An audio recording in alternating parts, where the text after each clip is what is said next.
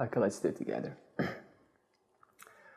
Om Sahana Vavatu Sahano Bhunaktu Sahaviryam Karavavahe Tejasvina Vadhitamastu Ma Vidvishawahai. Om Shanti Shanti Shanti. So, the preceding week, would anyone like to glow and shine and share, if you will, what out of the 4 distortions of humans that we all face, including our 3 dharmas, Samanya Dharma, Swadharma, Loka Sangraha, self-esteem, and the other 2. Would anyone like to share anything that was in particular interest or that was worthy of contemplating? Okay. So what is Samanya Dharma? Any hands? Samanya Dharma? Like social rules. Yeah, okay. Samanya Dharma is universal ethical values. So what is Samanya Dharma? Universal ethical values. This is a class, guys. I expect you to know this. Okay. Then we moved on to Swadharma, which is, any hands? Any volunteers? Individual. Yes.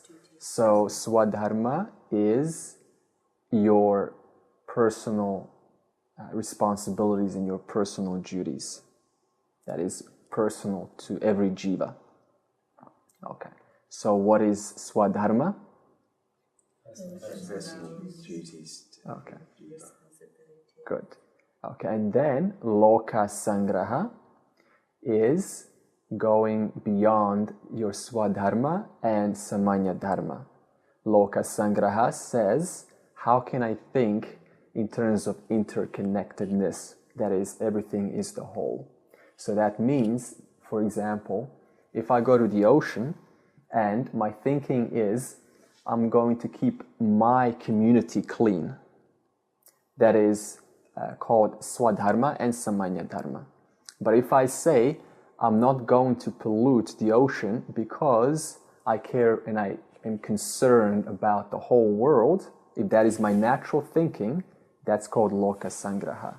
So Loka Sangraha is expanding our view beyond our own little selfish or family or community that is thinking about the whole. Because this trains us to what?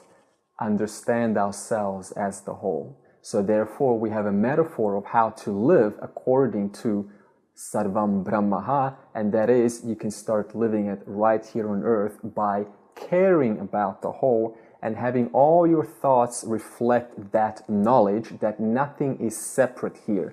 That means if I swear or curse or insult somebody, then they could be scarred for life and they could have children, and that scar could in a subtle way pass on to them and their children, who will now give birth to new kids, and this just carries on through generations. So Loka Sangraha trains us to be concerned and care about the whole, because our usual way, and you shouldn't feel guilty about this because of our survival instinct, is to think just about ourselves or our family. So this is a way of how to live Loka Sangraha in a way that is conducive or reflective of one who is worthy of called a yogi. Like, for example, Ramana Maharshi or Gandhi or Nelson Mandela or Abraham Lincoln or any one of these, or even J.F. Kennedy, any one of these who have thought about the whole versus just their own nation or their own country, they are practicing Loka Sangraha. Okay. Then we moved on to emotional maturity, and we talked about 4 ways as to how to handle emotional upsets or emotional traumas or emotional distortions that arise per the triggers and the never-ending environmental circumstances showing up. And the 4 ways was through, firstly, acknowledge the emotion. Yes, I feel X. Yes, this is present. And then the second way was that we reframe whatever is being felt, look at it from a different angle. This is, actually we have all done reframing one way or another. When somebody has done something to us and they came up and they explained why they did it, and they were honest about it, then we said, oh, I didn't know, I'm sorry. I thought you did that because of. So reframing is extremely powerful and immediate, and it trains us to utilize the maximum capacity of your brain, that is to look at it from a broader perspective versus just a very singularity, which we are based and trained based on our vasanas. Because vasanas are what? Vasanas are our tendencies to think in a way that reflects how we operate with the world. So therefore, loka sangraha and reframing causes us to what? Expand, to broaden our vision, and that trains the mind to think holistically, which is extremely important when it comes to self-inquiry, where the intellect, see how the intellect's yellow? Why is it yellow?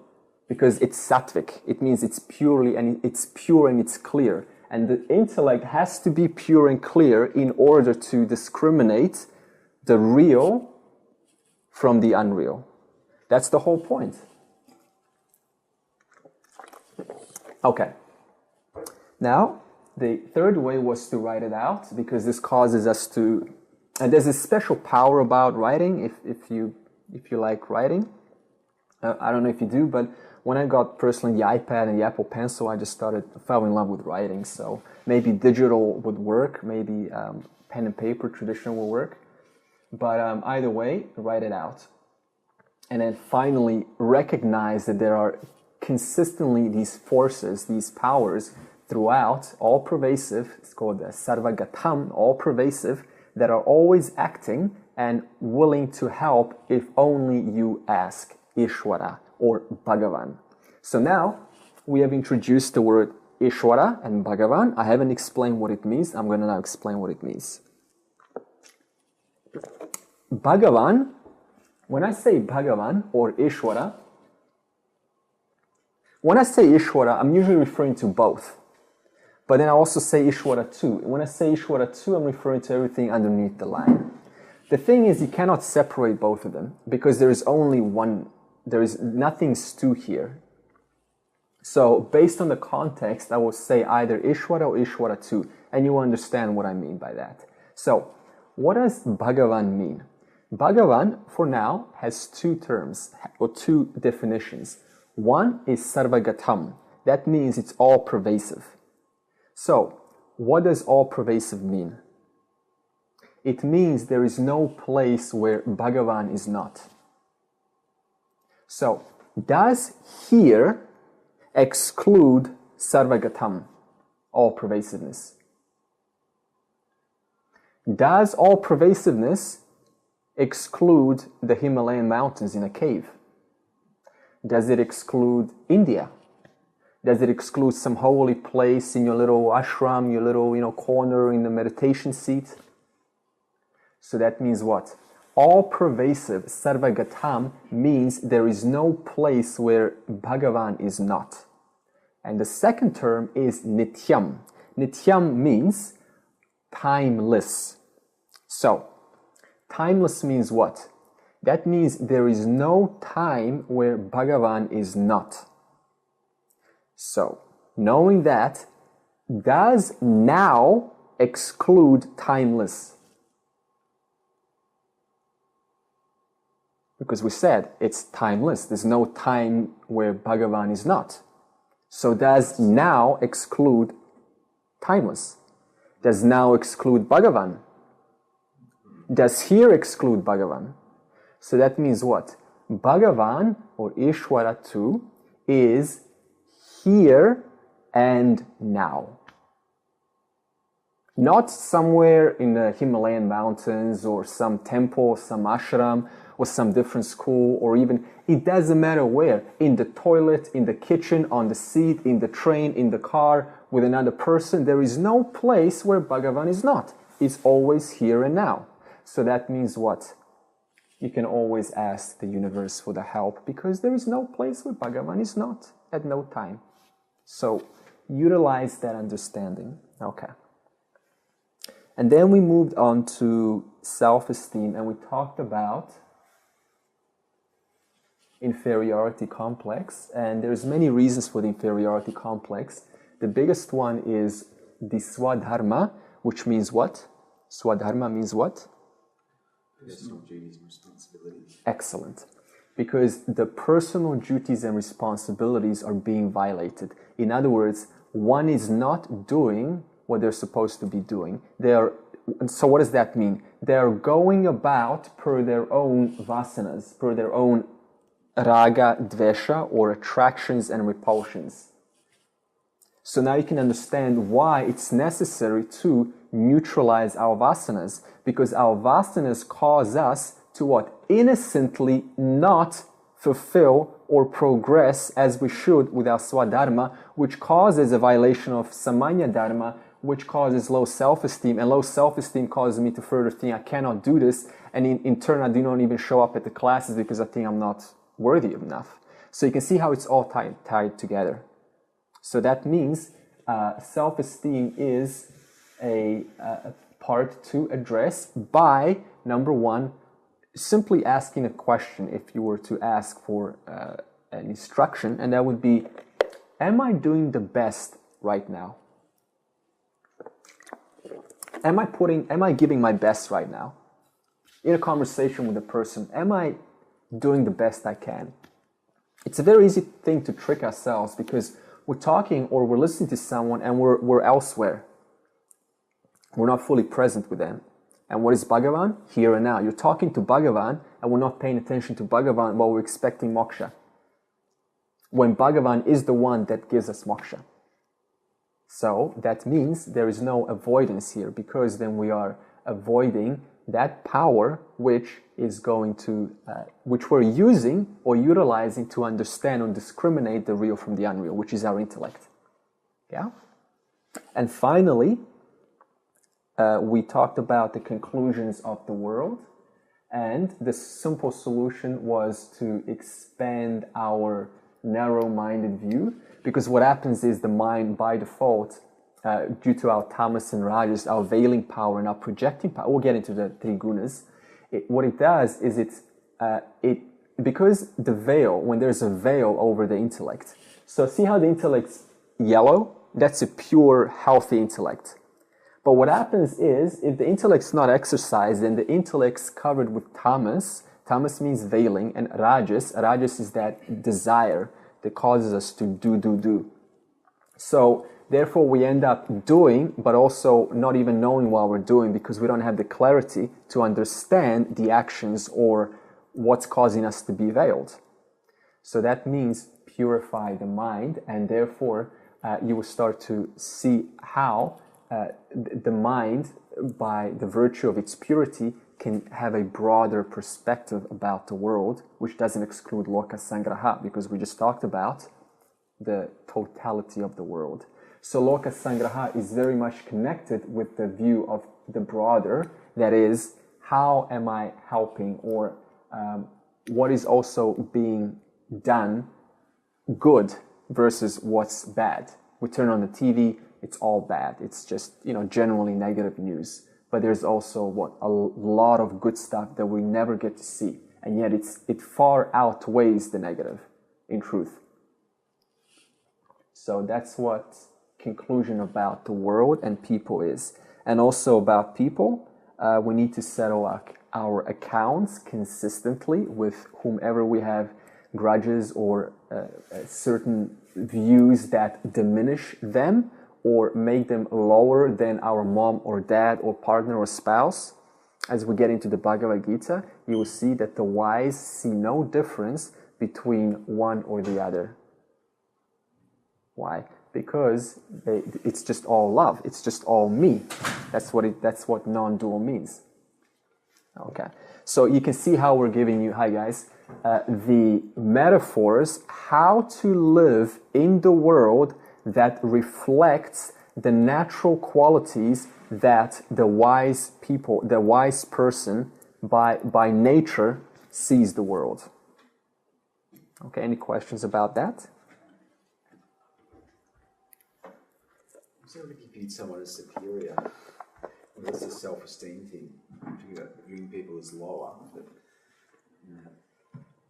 we tend to view people who have more knowledge, more skill, more power, more resources, or more authority. Yeah. In other words, just do the best you can. Because it's hard to tell whether am I reducing someone or not. Am I inflating them or reducing them? So it's good to ask, how would I see them if they were my brother or my sister? Would I do this to them if they were my family member? Probably not. So, and that's the thing that we do in the society is we put different masks, different authority masks with different people. And the whole point is to see everyone equal. Because that's what a wise person is. We see everyone as you, as consciousness. There is no difference between anyone. Okay. So that summarizes the preceding session last week. All right.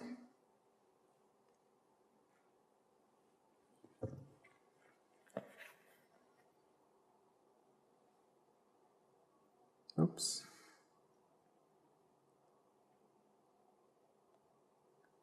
All right, let's summarize just quickly what samsara is.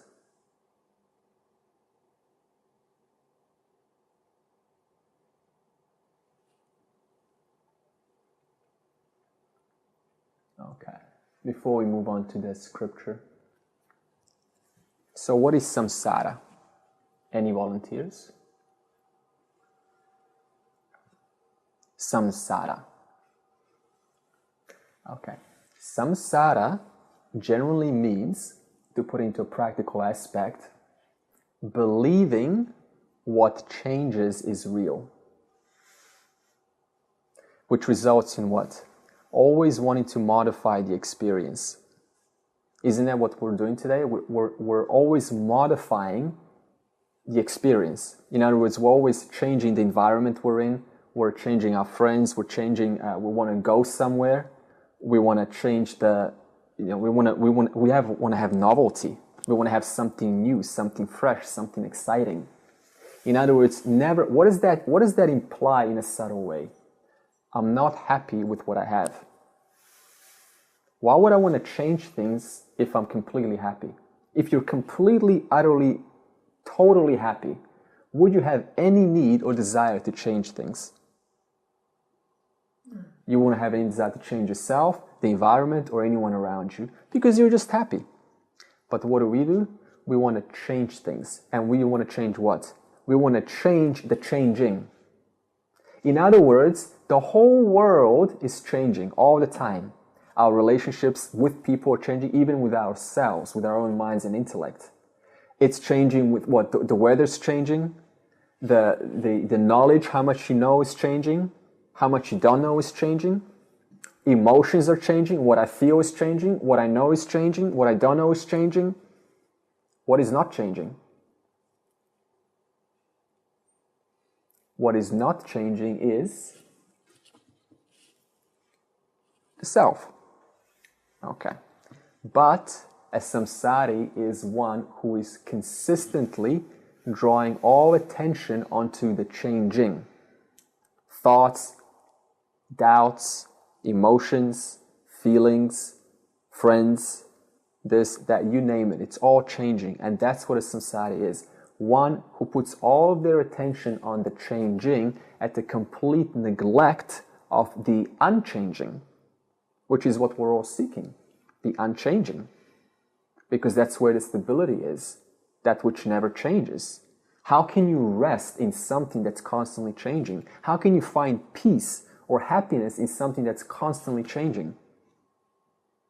Which what? If I do, it what implies simultaneous fear, because there's a part of us that knows this is not going to last, because it's going to change. All right. So, samsara is the misunderstanding that I am already whole and complete.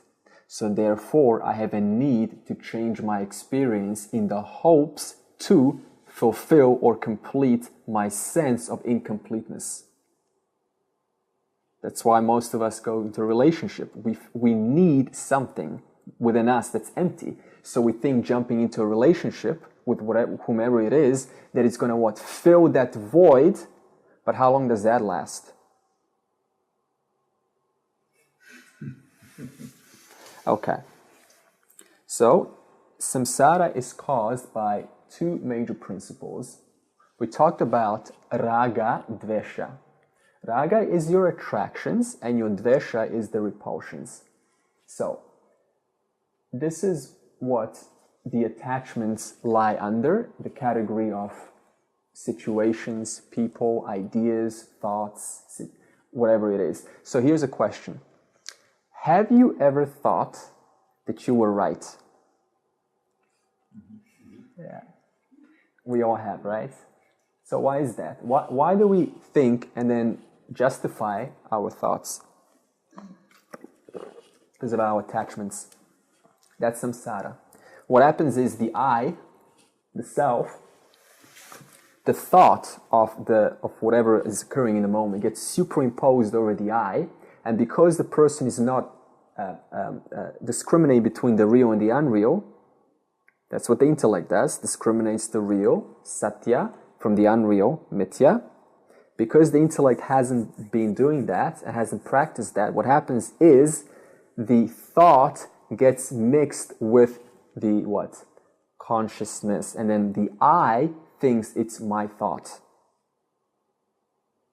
Yeah, okay. So, the second part of samsara is shoka, which is your mental disturbance. And the mental disturbance is caused mainly by expectations. So here's the thing with expectations. What do we usually expect? We expect things to turn out in a certain way, don't we? Like, I expect this person to kiss me in a certain way. I expect for a certain colleague to come up to me and say something. I expect someone to forgive me. I expect certain food to taste in such a way. I expect for me to have a certain amount of standards about myself. So we have nothing but expectations. And where are expectations coming from? Vasanas. Likes and dislikes. What else is an expectation other than your like and dislike? Would you have an expectation if you didn't have likes and dislikes? No, that's what an expectation is. I have a like, therefore I expect certain things to turn out according to my like. I have a dislike, and therefore if the dislike does occur, that's not how I expected it because my like is otherwise, and therefore what? Then there's an emotional situation. So that means this all flows back into our vasanas, our tendencies, our likes and dislikes, which need to be neutralized. And as we get soon into karma yoga, we will discuss how to actually neutralize our vasanas. Okay.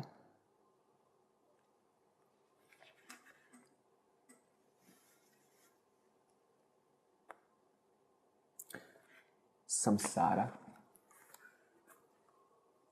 Samsara is, let's read a little bit. Samsara is believing that your thoughts, world, and experiences are real. Samsara is lack of understanding that I am whole and complete. So part of you that changes will change, which is the subtle body, the mind, the intellect, and the ego. But that part is not real. So the part of us that changes constantly is the subtle body, the mind, the intellect, and so all changes happen in the subtle body. Did you ever get a phone call and your friend says, I'm going through a lot of changes? Yeah, you probably did the same thing, didn't you? I did the same thing. I'm going through a lot of changes. Who's going through a lot of changes? Not I. Consciousness doesn't. What is bhagwan? Sarvagatam, all pervasive. It never has or undergoes any modifications or changes. Only the subtle body undergoes changes of whatever sort they happen to be. So therefore, that's how we give ourselves away when we say, I am going through a lot of changes. No, you're not. Your subtle body is going through a lot of changes. Your mind, your intellect. And tomorrow, you won't even agree what you said yesterday, because then you'll see it from a different perspective, which is just the mind-intellect process. So therefore, you automatically negate yesterday's opinion. But then why did you believe yesterday's opinion so strongly, and yet today you disagree with it? That's called samsara. Always believing and putting all of our focus, our attention into what is occurring in the moment, believing as if it's real, completely neglecting or negating the principle because of which that which changes is known to be for what it is. The principle because of which the changes are known to be for what they are. That's the self. Okay. So the part of you that changes will change. And samsari believes that what changes is real, while a wise person knows what changes is not who I am. A wise person knows what changes is the subtle body, your mind and the intellect, but not you. Consciousness, awareness of the changes. That doesn't change. Okay. So we're habituated to think that what's happening to us is happening to us. That's our common experience. What's happening to me is happening to me. That's just our habit, how we think. And yet we need to start to what? Objectify what's happening to me is happening to my what? My subtle body, not to me. That's why Vedanta is called the yoga of objectivity.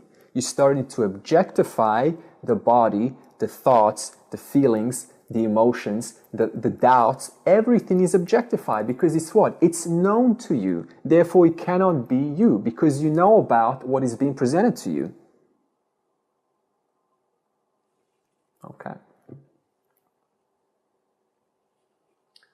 All right, so we stopped at willingness to be taught is necessary. So these were the 4 concepts, 4 stages of enlightenment. So willingness to be taught is necessary. You guys already been here for a couple of sessions, so I would assume that you've got willingness to be taught. So that's a qualifier. Okay, so what happened is Arjuna, as we remember, was standing between the 2 armies, the Pandavas and the Kauravas.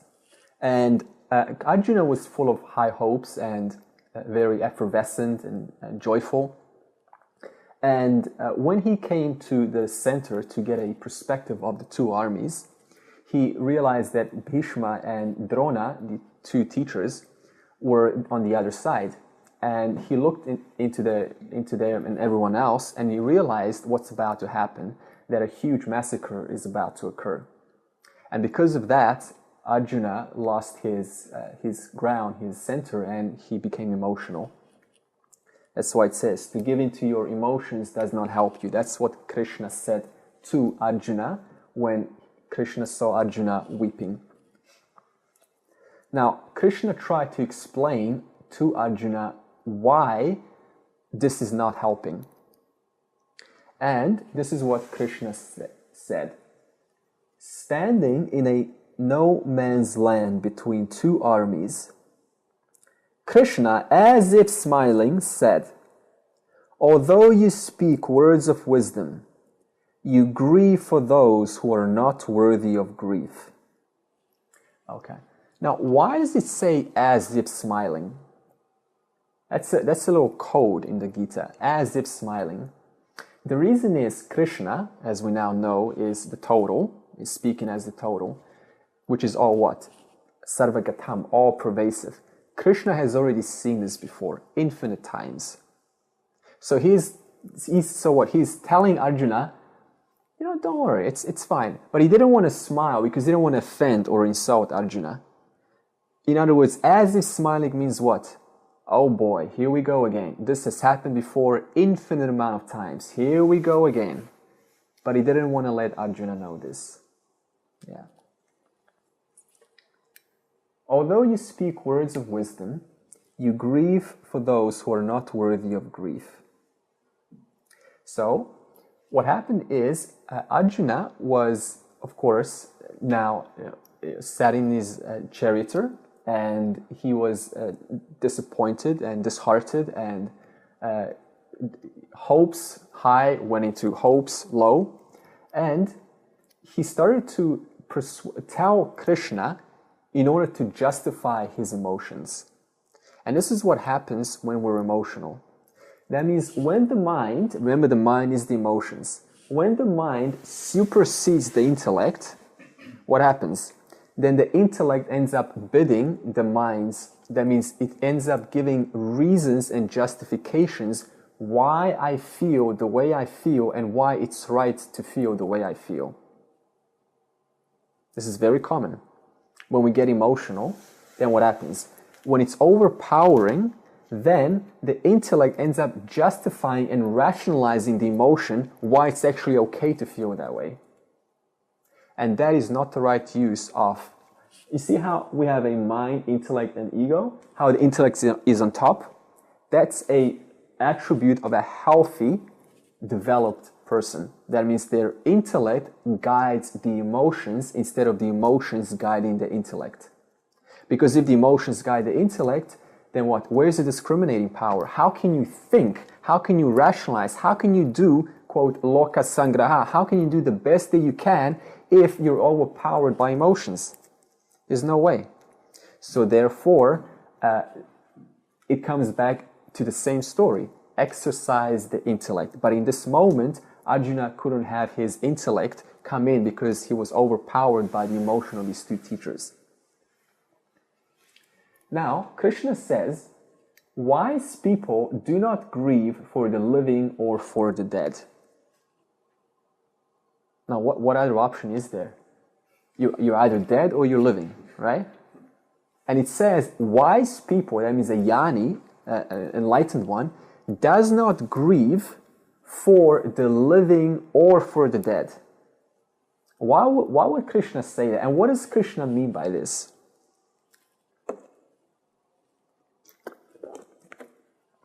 Okay, so Arjuna obviously believes he is the body, she is the body and the mind. And everyone else is the body and the mind. This is a common samsari thought. I am the body, I am the mind.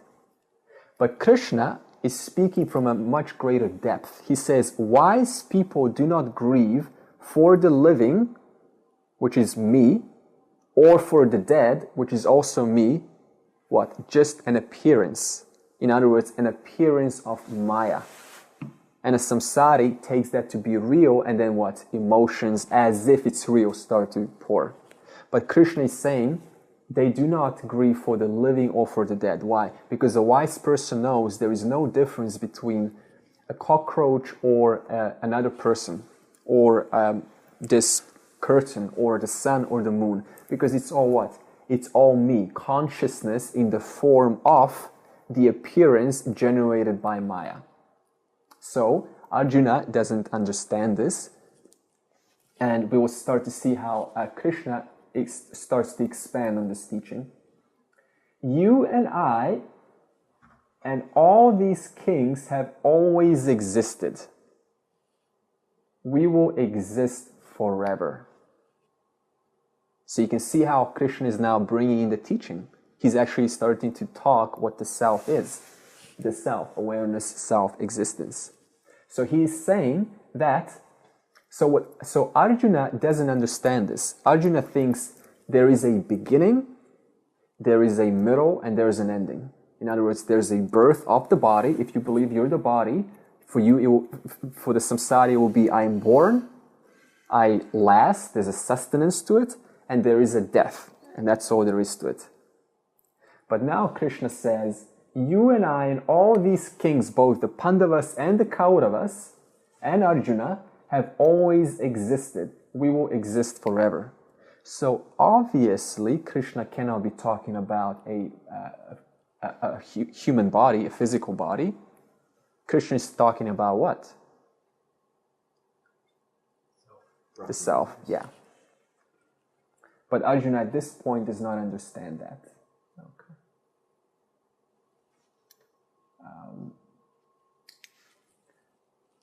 Where are we? Okay. Even when you consider that the indwelling jiva, or just an indweller, or hatment it's called, but just an indweller, individual is born, lives, dies, and gains another body, is there any cause for grief?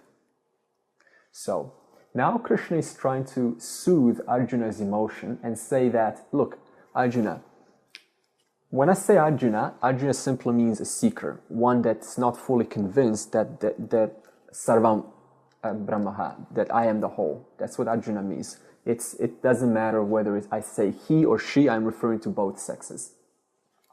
So Arjuna believes, like I said, that there's a beginning and then an end. But Krishna says, don't worry, because even if you die and you don't get this knowledge or assimilate this knowledge, self-knowledge I'm talking about, completely, it doesn't matter, because you'll get another body and you'll get another chance to relearn, to understand Sarvam Brahmaha, I am the whole. Okay. So obviously Krishna is talking about, he's bringing, see, Arjuna is looking at it from a Mithya point of view, Maya. In other words, apparent reality. But Krishna is bringing in the teaching, which is given away in the always existed and will exist forever, is giving away the Satya. So this is where now Krishna begins to teach us what is Satya. Okay. Sense perceptions give rise to ever-changing sensations of pleasure and pain when they contact sense objects. You have no choice but to endure them. Okay, so here what Krishna is saying is, Krishna is introducing the mind and the intellect, the subtle body, which I said what? Is where experience happens. So now Krishna is slowly telling Arjuna that because Arjuna is exposed to this environment, he's in an existential crisis. Arjuna doesn't know whether I should go or whether I should stay or I should run away. That's a common human dilemma. We don't know what to do. And Krishna is saying, Arjuna, you are always exposed to the world. And the world is nothing but what? Experiences or objects, which are being picked up or being input through the five senses, ears, skin, eyes, tongue, so on. And therefore, you have no choice but to experience the world all the time. This is true in your experience. You're always experiencing, right? Why? Because you have a body, and that body is always receiving stimulus data, and therefore it's what being picked up by the mind and intellect, interpreted according to the vasanas, and you're having an experience according to that mechanism. So Krishna is saying to Arjuna, it is trying to get Arjuna out of this emotional problem by saying, Arjuna, you're acting or you're being like this because you're simply exposed to the environment, which is what? Causing this kind of an emotional response. That's a fair statement. Okay. In other words, how does this apply to us? It means that no matter what or how much you know, there will always be what? Some data entering, and therefore experiencing will continue. So on day one I said moksha is freedom from experience. This does not mean that experience does not occur. It means that experience still continues like for anyone else, except the experience is known to be what? occurring in the subtle body, but not to me. Why? Because of the discriminating principle working consistently and therefore not mixing the I with the what? The experience that's occurring in any moment. Okay. So now we're bringing in the teaching of the subtle body, which Arjuna is, of course, not knowledgeable about. And only a discriminating person who sees pleasure and pain equally is fit for liberation. This is the most important qualification for moksha. So if you're after moksha and you've done yourself with the dharma, that is responsibilities of the world, artha, wealth, and kama, pleasure, and you're ready for moksha, this is the primary qualification. Only a discriminating person, and where does the discrimination happen? In the intellect. Only a discriminating person who sees pleasure and pain equally is fit for liberation. So that means what? What is a samsari? A samsari is I want, or I like, or I don't like. In other words, a samsari is one who prefers pleasure and avoids pain. This is your Tony Robbins, this is what he says. We always go for pleasure and we do whatever it is to avoid pain. This is your common self-help world. And yet here it says a person who sees no difference between either, only that one is fit for liberation. Why? Because if I have certain likes and dislikes, which is vasanas, then what? I'm going to be predisposed towards certain ways at the expense of neglecting the other. So that means I could, for example, go to one school, right, of thought because I don't like the other school. But the other school is actually what I need in order to spiritually grow. But I'm never going to get to the other school because I have preferences about a particular philosophy. So therefore our vasanas restrict us from understanding the whole because we're always biased one side over the other, one side at the expense of the other. Clear? So if we're challenged by a teaching, it's probably a good thing. It is, yeah. Is it necessary that that's the case? So, yeah, there's in Vedanta we say it's kind of a big statement, but it says that the students never write in Vedanta because we're teaching you straight from the Upanishads. And if you want to be right, that's fine. But you just got to understand that you're actually up against hundreds and hundreds of rishis through thousands of years who have put this work together, and it's undisputable due to the common experience of all enlightened sages. So also the other reason is for not understanding the qualification is the intellect is too tamasic or rajasic.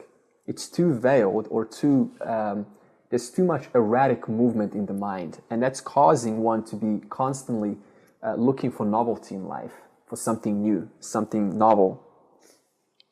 So that's why we're going to get into karma yoga, which is going to neutralize those two factors and cause the mind to be a pure reflective mirror. What I've noticed actually in schools in Vedanta is the ones that really get this quickly are the ones that just kind of have a naive trust, kind of like gullible. I'm one of those. I'm just so gullible. I just eat it all up. So I just came to my teacher and I was like, I've got nothing to lose, so I'm just going to listen. But there's other ones who are questioning constantly, is this right? Could this be true? And, how can this compare to something else? And we get these all the time. They're trying to fit Vedanta into some other model. And you cannot do that because Vedanta is an independent means of knowledge.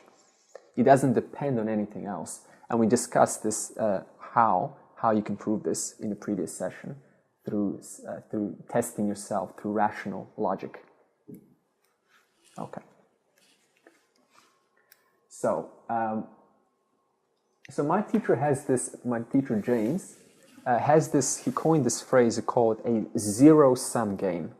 Zero-sum game means that you got to understand, this is part of your qualification.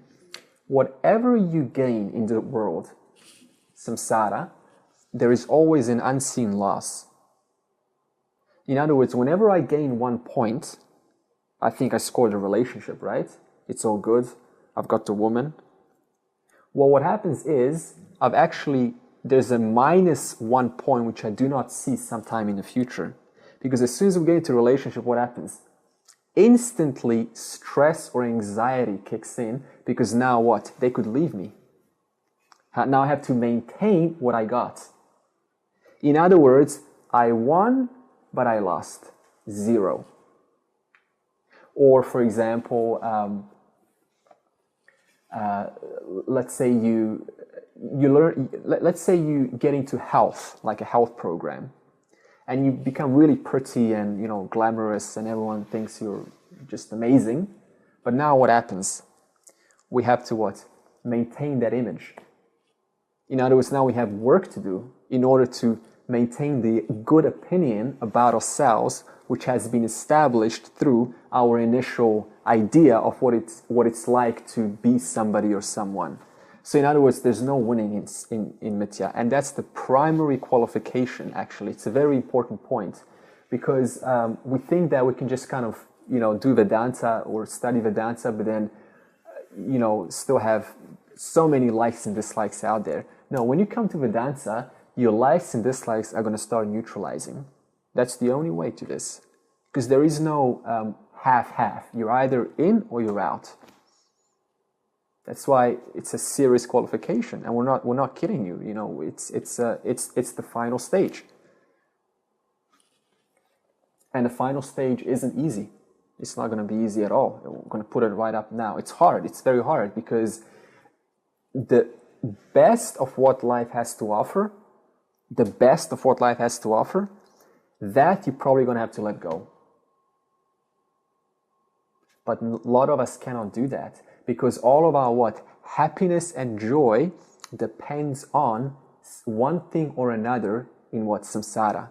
Either relationship, our children, our business, the money that we've accumulated, our status, our image, our physical beauty, our physical strength. We are dependent on one thing or another, or we have a certain privilege. Those things have to be released little by little, and that's going to be done through karma yoga, little by little.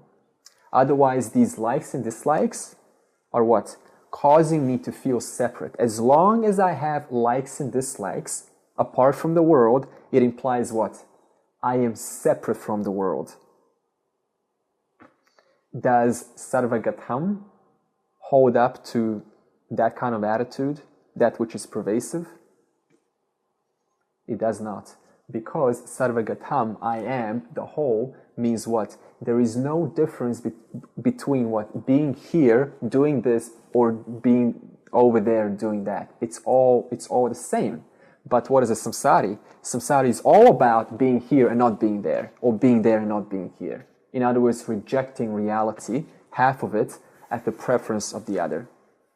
So you can see how the qualifications are quite high. Okay, so the only way, quote, out of samsara is through moksha. That's the only way out. So that means there is no happiness, there's no lasting happiness in the world. There is a lot of happiness here.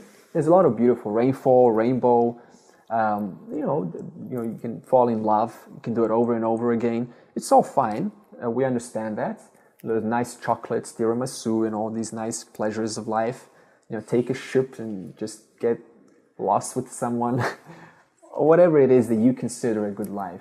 So that is available, but you got to understand that it doesn't last. And what we're all inherently seeking is lasting, permanent satisfaction, happiness. That's what moksha means. That means there is no additional happiness in the world that can add anything onto me, because I'm already whole and complete. And I ask the question, put your hand up, I'm going to ask it again, if you want to be whole and complete.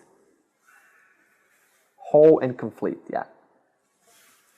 Okay, put your hand up. Who wants to be incomplete and partial. Something sounds off about that, doesn't it? Okay, well, here's a question.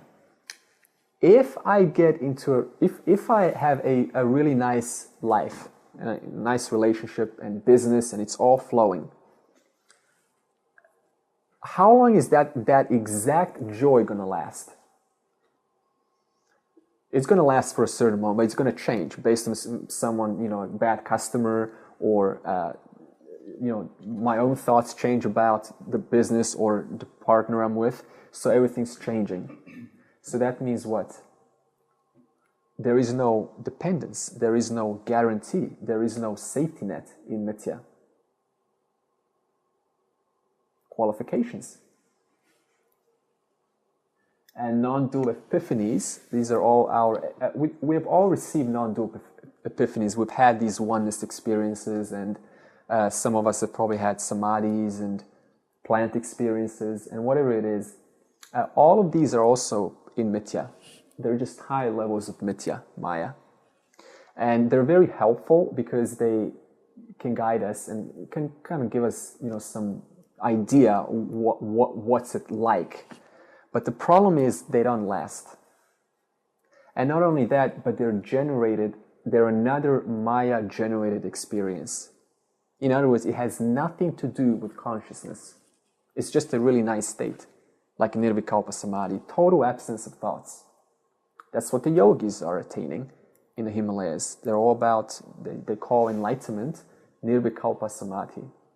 I spoke to one of them and I said, no, it's not. It's just knowing yourself as yourself. And he said, he totally lost it. He was like, no, it's not. It's Nirvikalpa Samadhi. I just didn't argue. You can't get across to them like that. So there's this huge belief what moksha is, and we make it very clear what moksha is, knowing the difference between the real and the unreal. Knowing the difference between you and not you. Atma, anatma. Self, non-self. Okay. What is unreal doesn't exist. And what is real never ceases to exist. Okay, so what does this mean? Well, let's start with the latest statement. What is real never ceases to exist. What is real?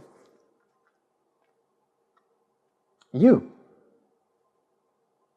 You're real.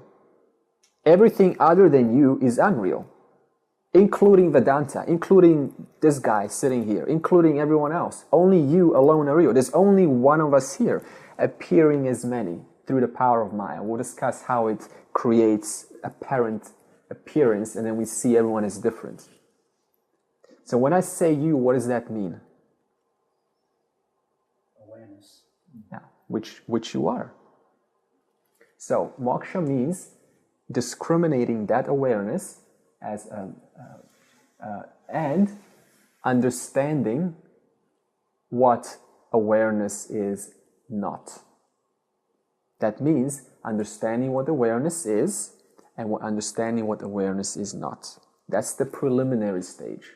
That's the discrimination. In the later stage of this course, we will understand that there's actually no difference between me or you, or Atma, Anatma, or self and no self. Because discrimination is another what? It's another duality. So we start as a preliminary discrimination at the beginning. Okay. So the essence, okay, actually we haven't covered. What is unreal doesn't exist. So what does this mean? We just said only you are real. And he says what is unreal doesn't exist. So it doesn't mean that the world doesn't exist. Because you can feel, you can experience. Whatever you can experience exists. Just to, in case any Tony Parson people here who says nothing exists.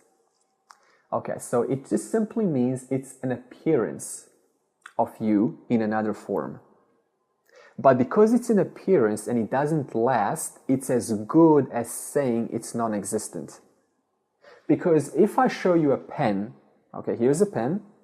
We're all watching it. Where is it now? But what has stayed?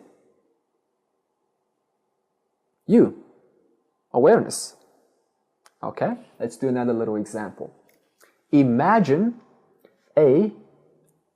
done this already before with our later session. Imagine a gray elephant. Imagine a gray elephant. Okay? Now imagine a pink duck. Okay, stop. Where is the gray elephant now? Gone. No more. Where's the pink duck? Gone. No more. Are you still here? Are you still completely present, alert, aware? So that means what?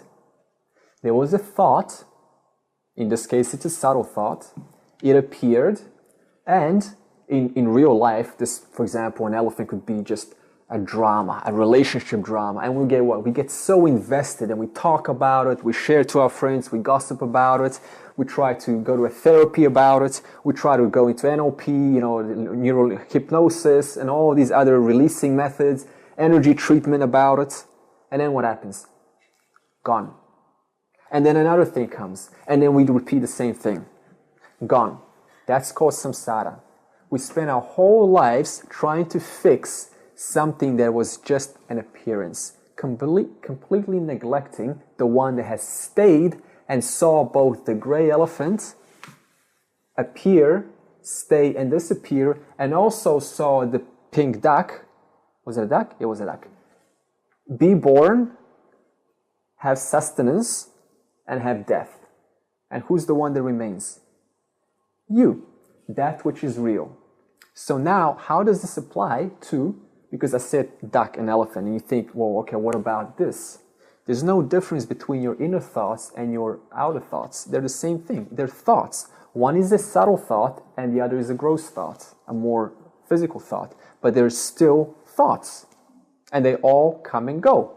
In a couple of minutes, this satsang is going to be finished. And what do we say? Whatever doesn't last is what? Unreal. Even knowledge, this Vedanta knowledge, is this knowledge going to last in a couple of minutes? No. So even Vedanta is unreal. What's real? You. The one that is always completely alert, present, witnessing all of these changes. The gray elephant, the pink ducks, all of your friends come and go, all of your experiences come and go, all of your thoughts come and go, and yet you remain completely alert, present, and alive to witness all of them. That's how you're able to report about all these experiences, because you were always there, and everything else came and went. So how does it make sense to spend our whole lives getting involved and gossiping and talking about what comes and goes, knowing it's going to come and go? So that's what doesn't exist means. Okay. The essence of both is known by the wise. That means the wise know the essence of, quote, what doesn't exist and what never ceases to exist, which is you. And that's what we're talking about. Moksha is knowing the difference between the real and the unreal. The changing versus the changeless. Okay. No one can destroy that which pervades everything. So what does this mean? Okay, here's a little experiment. True or false? This is a question. If you go to the farthest reaches of the universe. Now, let's not philosophize whether there's a universe or not. It doesn't matter. Just take the question literally. If you go to the farthest reaches of the universe and there is nothing there, nothing, is that true or false?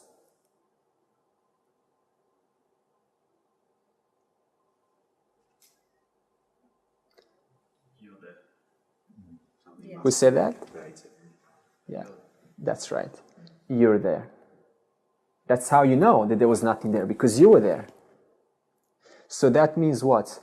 That statement, wherever I go, there I am. That's what it means. That's what it's pointing to. Wherever I go, wherever the attention is awareness, that's exactly where I am. That means it's what? All pervasive. That's why it says, you cannot destroy that which pervades everything. You cannot destroy yourself. You can destroy everything else that appears in the self, all your experiences, that is, but you cannot destroy that principle because of which the changes or appearances are known to be for what they are. Okay. The bodies that appear in the self, not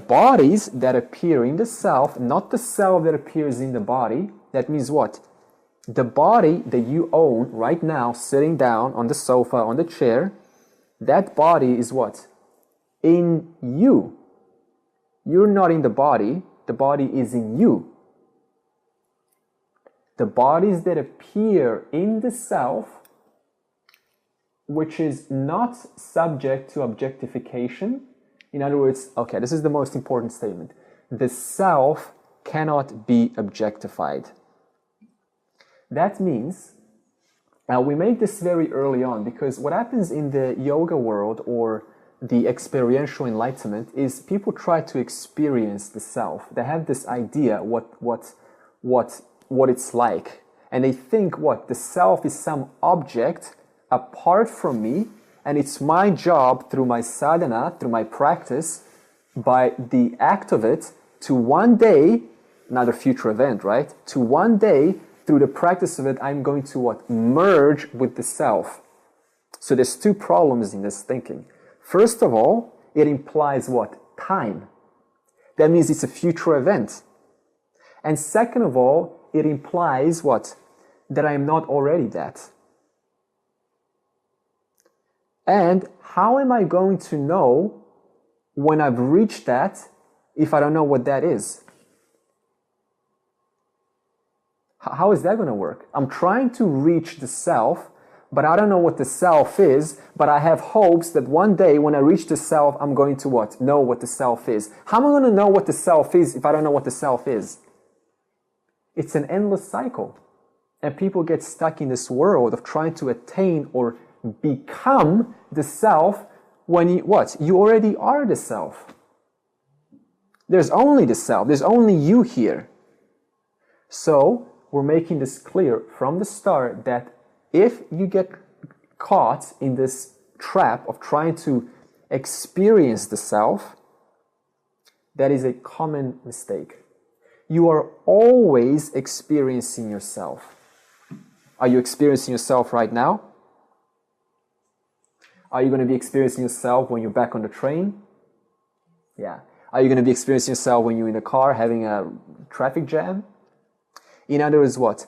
The self is always experiencing itself in the form of the appearance that it's taking on at any one moment.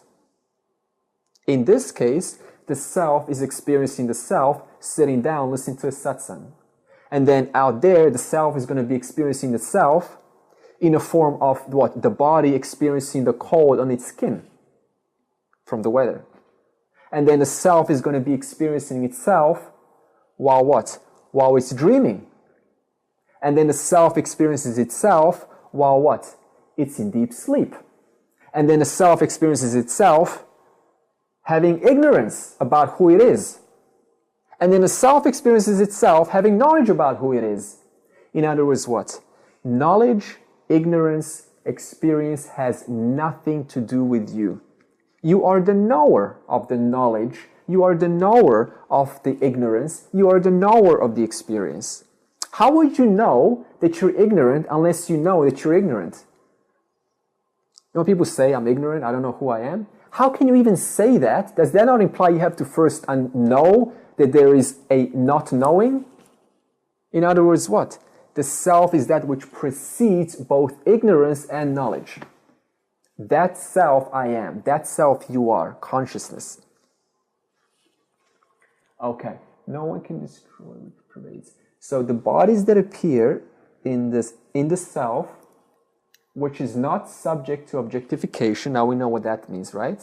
You can never become, you already are, it, begin and end anyway. So Krishna is saying that, is trying to reassure Arjuna that, because Arjuna is concerned, he doesn't want to fight, and Krishna is just saying, don't worry, the body is going to, pass anyway, so what's the problem? And then he tries to add a little bit more sympathy or support by saying, death is certain for that which is born, and birth is inevitable for that which is dead. In other words, as soon as you're born, you're actually dead already. It's almost like a check out here. You check in a hotel here on Earth, and you check out. It's quick, huh? You go through all these experiences, and then what? You find yourself, oh my God, I'm 30, 40, 50, 60, 70, 80, dead. So in other words, what's the point of trying to be concerned about your physical death when it's already happened, technically? It's already done. It's already finished. So that's what Krishna is explaining to Arjuna, who is not getting it at this point. Okay. That is okay. Just as a person throws away old clothes and puts on new ones, the self dwelling within the body discards old bodies and enters new ones. Why do you believe you're a person? Is there any proof you're a person? There's no proof. We're just being told you're a person, and we just assume I'm a person. What proof do you have that you're a person? So what happens is, the mind, the three bodies, the gross body, subtle body, and the causal body, they get superimposed onto the self. Now the self is what? Consciousness. There is no there's no levels of, that's a common mistake in the spiritual world, levels of consciousness. There is just one consciousness, which is just conscious. So what happens is, when the three bodies, called the jiva means sentient entity, that includes both animals and plants. Animals and plants are also jivas. In this case, we're talking about the human jiva. When the three bodies, that is the human jiva, gets superimposed over the self, because of the content of the three bodies take on life in the form of that content. But it takes on life how and why? Because why? The original light, awareness, is shining on the three bodies, the jiva. So therefore, awareness is always the same, but when awareness shines onto jiva A, then the jiva goes, oh, this is me. Onto jiva B, then jiva B goes, oh, this is me. And we are different. And yet what? What's the essential nature of all jivas, of all of us? Consciousness. So when consciousness takes on a certain body, a reiteration, then the body assumes, I am this body, I am this mind, I am this thought, I am this feeling, I am this emotion. Because now they're so intimately connected, the mind, intellect, and the consciousness, that the jiva cannot tell them apart, because they're like this. They're inseparable. So then the natural assumption is, therefore I must be this person. So what are we doing in Vedanta? We're separating them. So you can see that you are apart from your body and your mind, which has nothing to do with you, consciousness. But a samsari is the one who doesn't know this. They think that the thought and the feeling and the doubt belongs to me, because the body and the mind are superimposed over the self, and then I cannot tell the difference apart from them. Okay. Just as a person throws away old clothes, and we read that. Is that clear? Just as a person. In other words, you get new bodies. When I say you, consciousness takes on new bodies. All beings are unmanifest before birth. In other words, all beings are in the seed state, in the causal body. This is what happens after death. The subtle body and the causal body survive. The gross body obviously dies. But the subtle body, just like in your deep sleep, goes where? Back into the causal body. That's why there is nothing in deep sleep. Because there is no mind and intellect to know about any content. You cannot say, I am now in deep sleep. Why? Because there is no mind and intellect to say that. So after death, after physical death, the subtle body goes back into the seed state, into the causal body, and that's what it's referring to. All beings are unmanifest before birth, but then, due to not realizing my nature, they become manifest while living. In other words, the circumstances which cause birth are from your vasanas, that is from the previous predispositions of the previous life.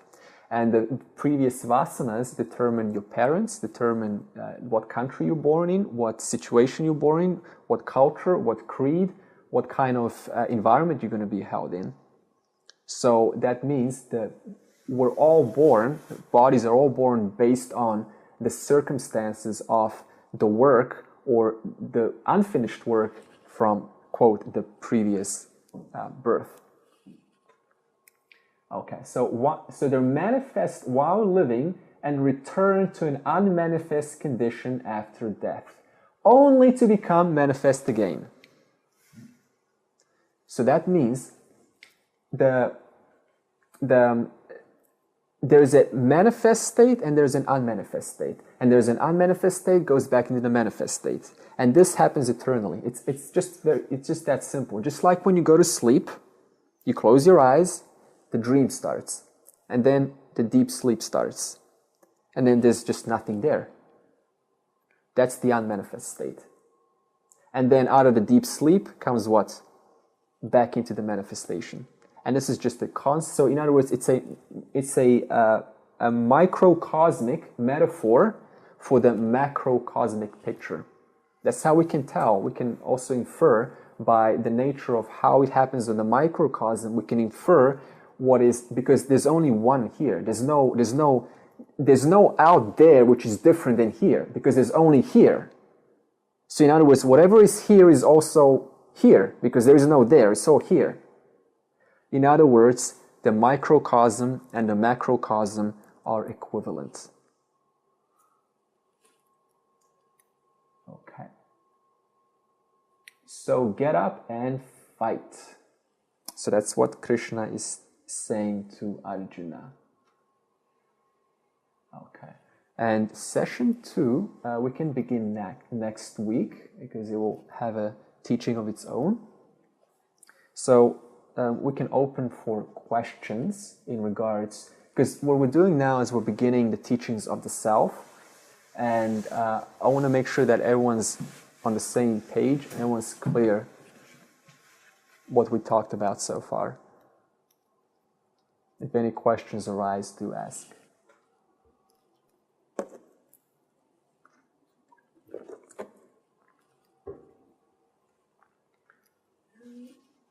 Yeah.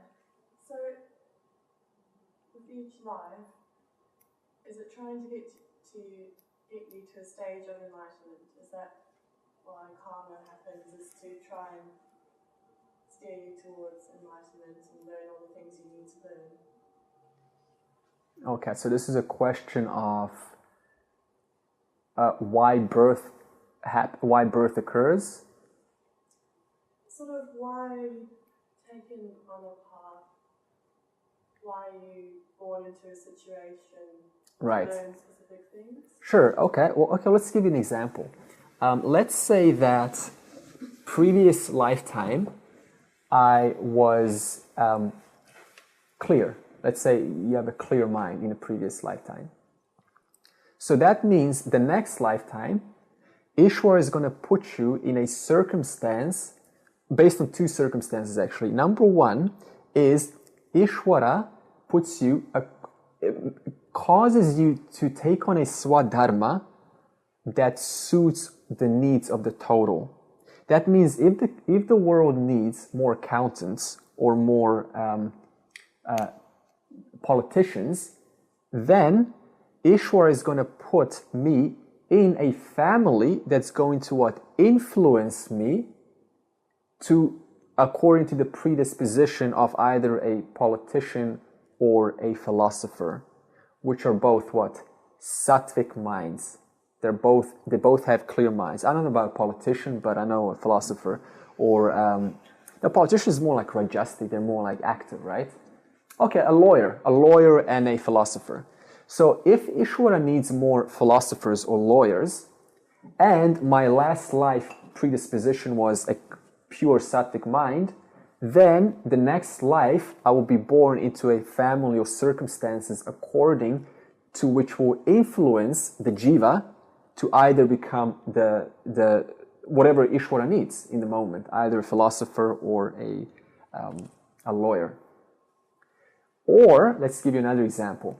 If last life I did not learn how to forgive, I had a lot of anger or hatred towards people, and I hold grudges towards them, or I diminish them. What happens is Ishwara is going to put me in a situation that is going to cause me to resolve that unfinished business.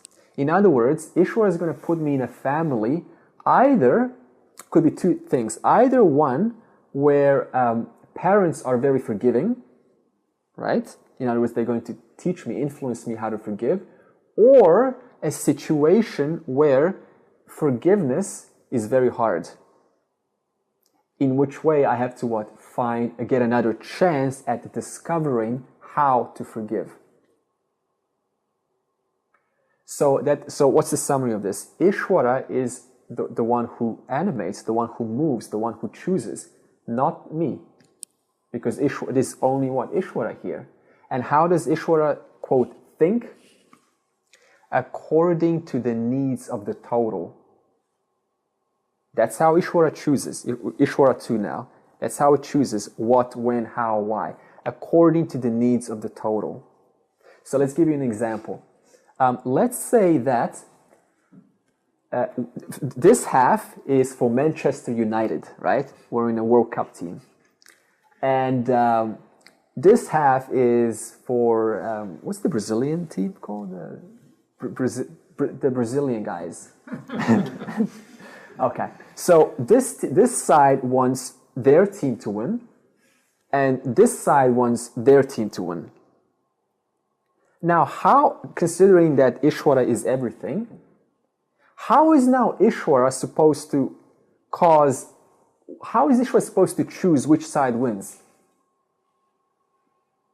Because if Ishwara chooses this side, it means what? It's judging that side. And that's not Ishwara, that's a jiva. If Ishwara chooses that side, that means what? Ishwara has to see this side as lower. So therefore, Ishwara chooses according to the needs of the total. That's how we know which team's going to win. There's no other way, is there?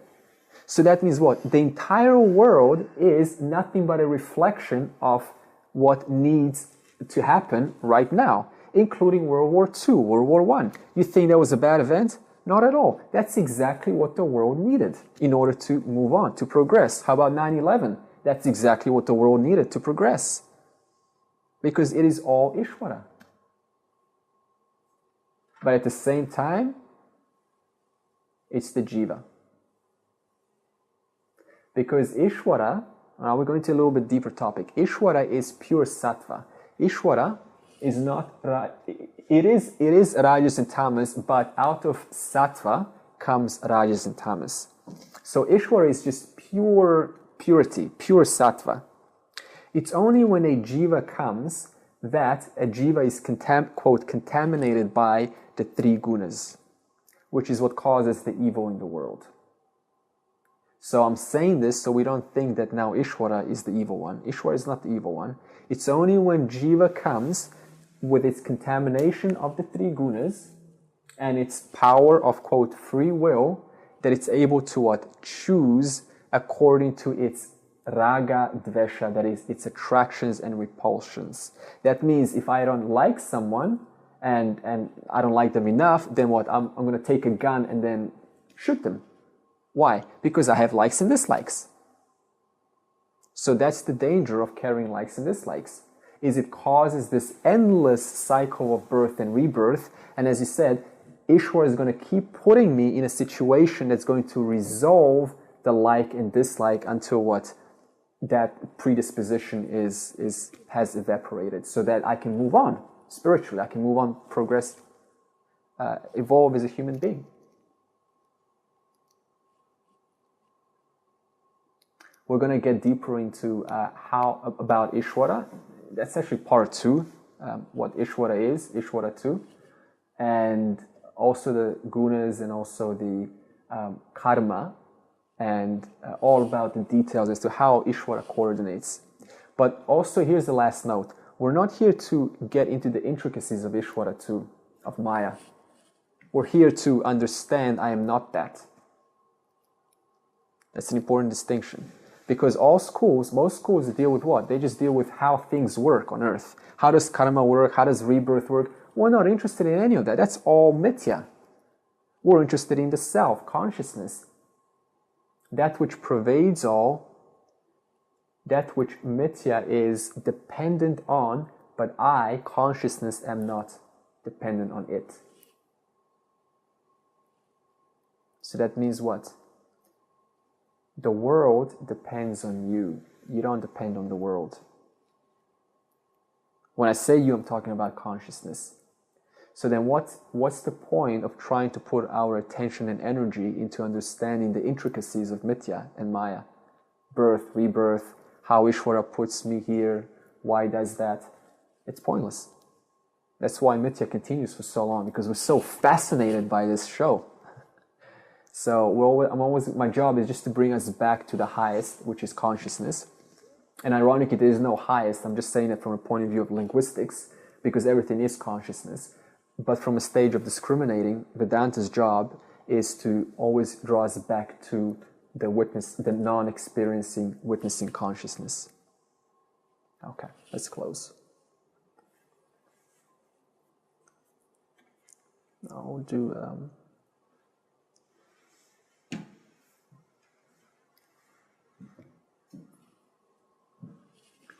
3, 2, 1. Om Purnamada Purnamidam Purnat Purnamudachyate Purnasya Purnamadaya Purnameva Vashishyate. Om Shanti Shanti Shanti.